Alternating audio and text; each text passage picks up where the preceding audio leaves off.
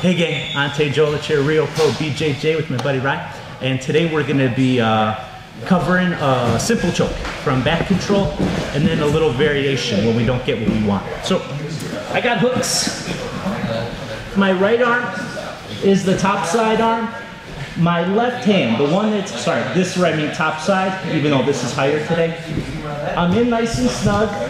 I'm gonna be like this sometimes so I don't make him deaf, yelling in his ear, but I wanna be here. Now, from this point, top side hand opens the gi to expose it so I can feed and try to get this part of my wrist and the base of my thumb touching the side of his neck. Whenever you do this with your partner, you'll feel them tense up a little bit. That's when you're doing it right. Avoid crossing your feet for right now. There'll be times when you can and alignments where you can, but in between their legs in the center, for now, forget it. Don't do that. Hide your fist like this with your top side arm, okay? So top side hand finds fabric, opens it and pulls it. And as it does so, bottom side hand just contours around the neck as tightly as I can. I make my grip, control the bottom lapel, and I pull this downward to take out some slack as I cast the line. Cast the line like as if you're going fishing. This contact point gets jutted in. So in to here. Look. If only it was that easy in real life, but it's not. Sometimes we try it and we get caught shallow. He's hand fighting with me, and he stops my grip from getting in this deep. When I'm here, it kind of depends. Sometimes you'll be able to swim over, catch the leg, and segue to a rear naked choke. Once again, I tried to feed a deep grip. He interrupted. I swam my hand through, caught his wristwatch, fed it down, threw my leg over the top, extracted my hand, and then hand goes behind the plane of his head. Not this. We're not driving in Europe.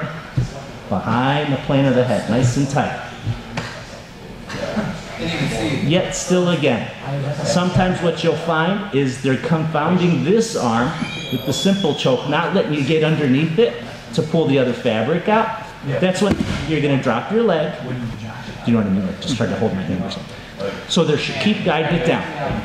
I drop my leg, insert a hook, kick them off, coming up to my knee.